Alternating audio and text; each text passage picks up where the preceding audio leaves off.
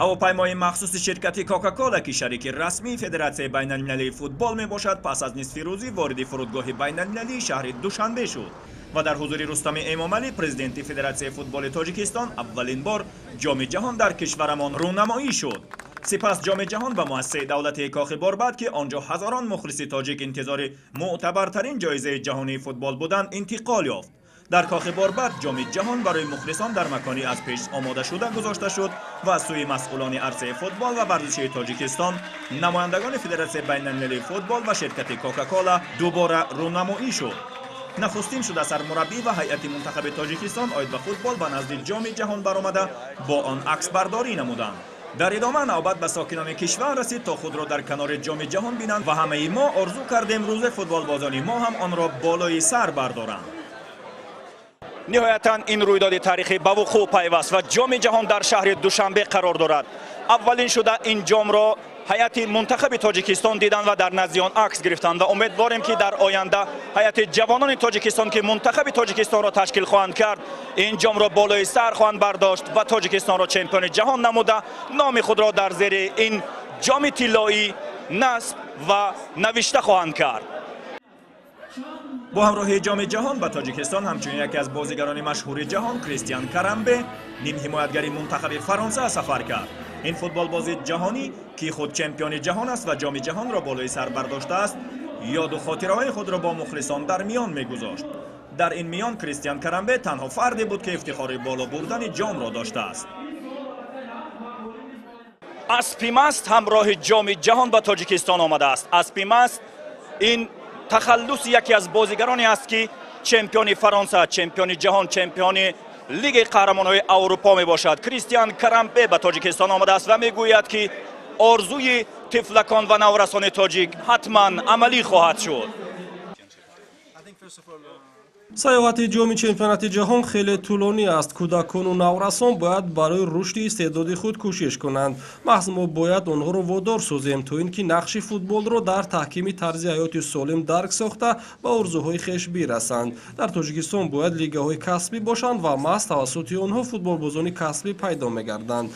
امیدوارم که منتخب تاجیکستان در جام جهانی آینده شرکت خواهد کرد. در ادامه در تالار مجلسگاه کاخ باربد برای نمایندگان وسایط اخبار عامه با حضور نمایندگان فدراسیون فوتبال تاجیکستان، فدراسیون بین‌المللی فوتبال، شرکت کوکاکولا و کریستیان کرامبه نشست مطبوعاتی دایر گردید. در این نشست نایب پرزیدنت فدراسیون فوتبال تاجیکستان دلشاد جورایف آمدن جام جهان به تاجیکستان را برای وطنمان و ساکنان کشور روزی تاریخی بیان کرد. نماینده شرکت کوکاکولا هم ابراز داشت این رویداد در همکاری با فدراسیون فوتبال تاجیکستان عملی گردید و آن را تحفه ارزنده برای مخلصان و مردم تاجیکستان برشمرد. لوکاس نماینده فدراسیون بین‌المللی فوتبال هم ابراز داشت امیدوارم با همکاری هایی که با فدراسیون فوتبال تاجیکستان داریم به خصوص در عرصه رشد فوتبال کودکانه آینده فوتبال تاجیکستان روشن‌تر خواهد شد و آمدن جام به این کشور خود صحیفه نو در تاریخ فوتبال تاجیک می باشد. کریستیان کرامبه ابراز داشت وقتی در هواپیما در بالای دوشنبه بود دید که این شهر زیبا در آغوش کوههای سر به فلک قرار دارد و افزود کوهها این شهر زیبا را پنهان کردند اما جام جهان برای خود به این شهر راه گشاد. بنابراین آرزو میکنم روزی رسد که فوتبال تاجیک نیز همین گونه به جام جهان راه خود را بگشاید. خبرنگاران داخلی و خارجی در این نشست مطبوعاتی سوال و جواب و صحبت‌های بسیار جالب انجام دادند. اما در تالار دیگری کاخ باربد همچنان ساکنان کشور با جام عکس برداری نموده در برنامه‌های مخصوص آماده شده شرکت و در مکان‌های مخصوص گردانیده شده دیگر با سرگرمی‌های شوق‌آور مشغول می‌گردیدند. ما هم با چند تن از آنان صحبت‌های انجام دادیم. باور کنید یک احساساتی که وای را گفته نمی‌شود.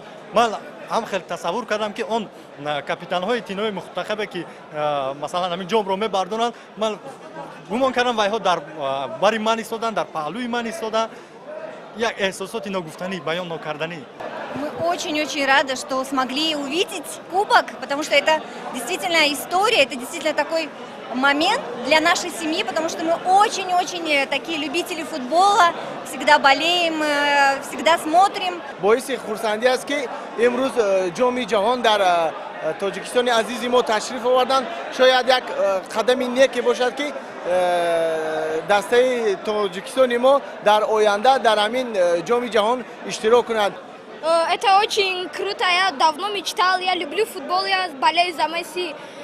Он очень классный игрок, я желаю, чтобы он победил в этом году, чтобы Аргентина победила. Ман афсус намехӯрам ки ман инҷа омадан ин аз ҳама рӯзи зуртарини ман ки ман медонам аз ҳама зур ман мехоҳам ки бозингари як зур бозингари ҷаҳон шавам.